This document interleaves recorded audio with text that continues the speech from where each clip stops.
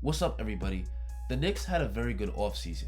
They managed to not only add some good prospects in the draft, but also improve the roster with some savvy pickups and free agency. So in this video, we're going to do an in-depth analysis of the Knicks roster for the upcoming season in the order of the Knicks depth chart at each position. But before we continue, please like the video and subscribe, and turn on that notification bell so you get notified every time I upload a banger. Now let's get started. Let's start off at point guard, where Kemba Walker will likely be the starter. Kemba started off last year bad due to his knee injury, but as the season went on, he started to play much better. In his last 10 games, Kemba averaged 24 points and 4 assists per game on 45% shooting from the field and 38% from 3. Kemba can still ball at an all-star level. The main question with Kemba is health, but if he can stay on the floor, he gives the Knicks elite production at the point guard position that they haven't had in a very long time. Going from Elfrid Payton to Kemba Walker at their starting point guard position will make a world of a difference. Backing up Kemba will be Derrick Rose. Rose will be one of the best backup point guards in the league. Even in his age 32 season, D Rose could still score the ball extremely well, whether that's breaking down defenders and getting all the way to the rim or creating space for his mid-range jumper. Last year, Rose was huge in helping the Knicks make a push for the 4th seed, and this year Rose will be a nice spark plug off the Knicks bench, and he can also produce as a starter if Kemba is to miss some games. Next, we have Luca Vildoza. Vildoza is an Argentinian point guard that the Knicks signed at the end of last year. He could shoot and pass and did play well in the Olympics, but we haven't really seen how much he stacks up against NBA competition. I expect Vildoza to be the 3rd string point guard behind Rose and Walker. And finally, at point guard, we have Miles McBride. McBride was selected with the 36th pick by the Knicks in the draft. He's a really good defensive guard that can score and play make. Unfortunately, it doesn't look like he'll get much burn with the talent at guard ahead of him. Instead of having him brought on the bench, it would make sense for the Knicks to let him go to the G League to gain some experience and continue to develop. Next, let's move on to shooting guards. Evan Fournier will likely start, since he's undoubtedly the best 2 guard on the team. Before the trade to Boston, Fournier was having a career year in Orlando where he was averaging just under 20 points per game. He played well as a 3rd option for Boston after getting traded at the deadline, and he also played well for France in the Olympics. Fournier will give the Knicks a reliable scoring option while also providing elite shooting and playmaking. He's a significant upgrade over Reggie Bullock at the starting 2 guard position. Backing up Fournier will be Immanuel Quickley. IQ is coming off a really strong rookie year where he averaged 11 points per game and made all-rookie second team. He's a really good 3-point shooter, and his floater game is off the charts. Immanuel Quickley is a tireless worker, so I have no doubt that he'll be better in his sophomore year. IQ will once again be a nice spark plug off New York's bench.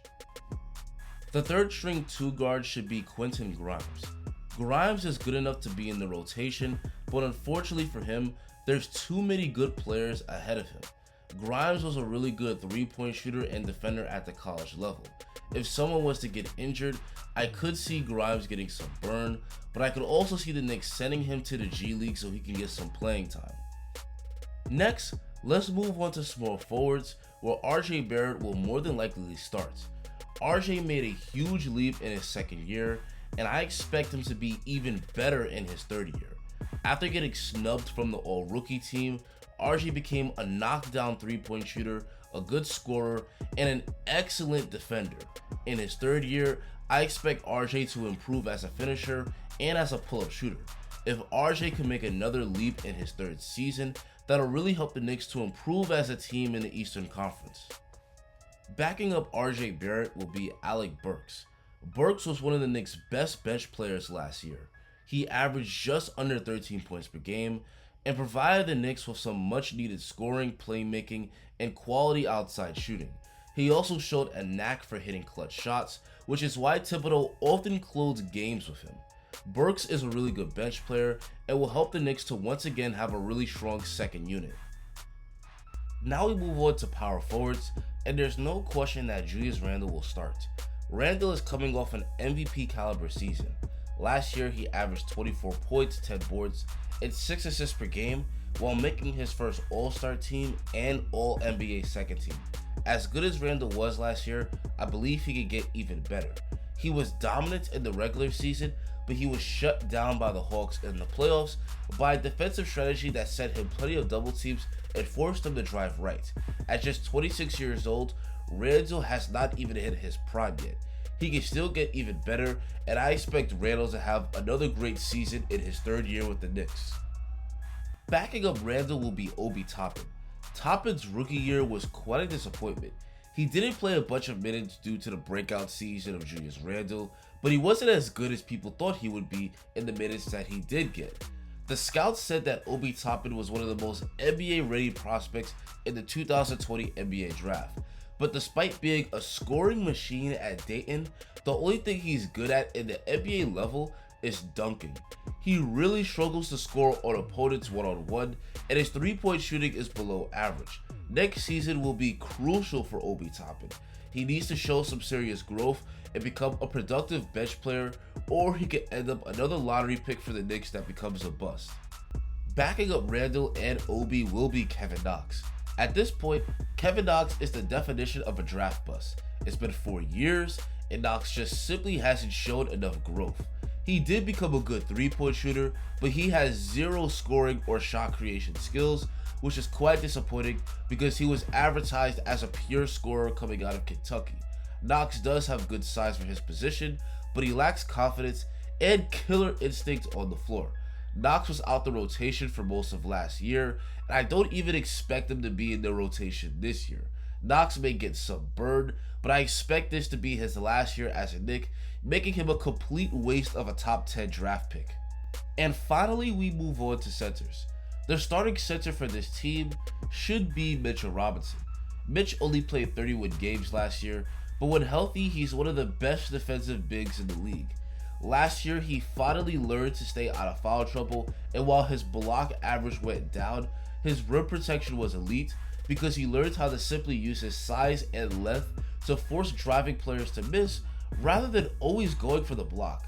He also remains an amazing finisher around the rim and a great lob target. The next step for Mitch is to become a better free throw shooter. He only shot 49% from the free throw line last year, which is horrible. He needs to get that percentage up to at least 70%. Luckily, this summer we're not seeing footage of Mitch shooting threes, handling the ball, and doing things he won't even think to attempt in a game. If Mitch was to just get better at free throws and develop a good mid-range jumper, that would take his game to the next level. Mitch is headed into a contract year, so hopefully this means he's set for a breakout season. Backing up Mitch will be Nerlens Noel. Nerlens Noel is also one of the top defensive bigs in the league. He proved to be invaluable to the Knicks last year after Mitch went down. His rim protection is elite, but he can also switch onto the perimeter and rebound. Nerlens Noel is nearly as good as Mitch defensively, but he's a lot worse offensively simply because he can't hold on to the basketball. I can't tell you how many times I've seen someone throw Nerlens Noel a good pass just for him to fumble the ball, and it becomes a turnover. He's got great hands on the defensive end, but horrible hands on the offensive end. For that reason, he'll likely be a 20 minutes a game backup behind Mitch. The third string center on this team will be Taj Gibson. Even at the age of 36, Taj is still a pretty good rebounder and defender, and he can also finish at the rim. Gibson likely won't be in the regular rotation, but he's great insurance in case Mitch or Nerlens Noel gets injured. He can also provide leadership and mentorship to the young players on the roster. And lastly, the fourth string center on this team will be Jericho Sims. Sims is a 6'10 center out of Texas that was an excellent defender and rebounder at the college level.